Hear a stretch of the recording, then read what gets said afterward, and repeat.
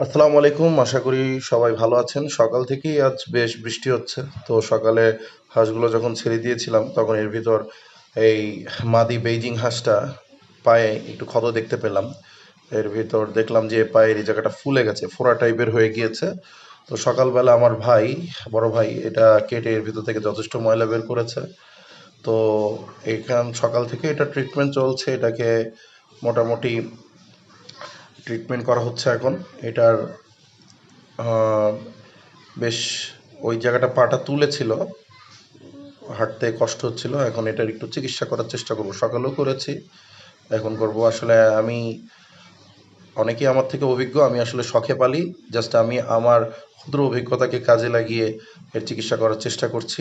প্রথমে হাঁসটাকে একটু আদর করে শুয়ে দিলাম, এরপর এখানে ভায়োডিন দিচ্ছি। যদিও এই ভায়োডিনটা আমার কাছে মাউথ ওয়াশিং ভায়োডিন ছিল, এটা আসলে কাটা ছেঁড়া জখমের জন্য উপকারী, তবে একটু কম। কিন্তু আমার কাছে না থাকার কারণে আমি আসলে এটাই দিচ্ছি। মোটামুটি এটা দিলেও একটু জীবাণু আশা করি কাটবে। এর ভেতর থেকে যে জীবাণুগুলো ছিল অলরেডি বের হয়ে গেছে, দেখেন বেশ একটা ক্ষত হয়ে গেছে এর ভিতরে। এখন এইটা জাস্ট চারদিক দিয়ে একটু পরিষ্কার করে দিচ্ছি। অবশ্যই হ্যান্ড গ্লাভস পরে নিয়েছি।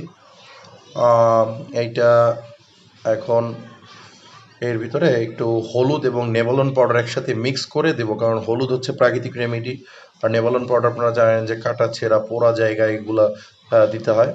তো এটা দিব। মোটামুটি এর ভিতর থেকে আরও একটু চাপছি যে কোনো ময়লা বের হয় কিনা। কোনো আসলে এখন ময়লা নেই, জাস্ট ক্ষতই হয়েছে। এই ক্ষত জায়গাটায় এরকম আসলে ট্রিটমেন্ট করার চেষ্টা করছি। হাঁসের এই ক্ষতস্থানের ভিতরে নেভালন পাউডার এবং হলুদের গুঁড়ো একত্রে মিক্স করে দিয়ে দিয়েছি। আশা করি হাঁসটি এখন স্বস্তি বোধ করছে, যার জন্য শুয়ে রয়েছে, কোনো নড়াচড়া করছে না। এ ধরনের আসলে ক্ষতগুলো হলে আপনারা মানুষের যে ফ্লুক্লক্স বা সিপ্রোফ্লক্সাসিন জাতীয় ওষুধগুলো খায়, সেগুলো একটি ট্যাবলেট নিয়ে 4টি ভাগ করবেন গুঁড়ো করে। এটা 2 দিন 2 বেলা করে খাওয়াবেন। আমি একটু বেশি খাইয়েছি, কারণ আমার ক্ষতটা একটু বেশি। ঠিক আছে, ধন্যবাদ। আশা করি সবাই ভালো থাকবেন। আসসালামু আলাইকুম।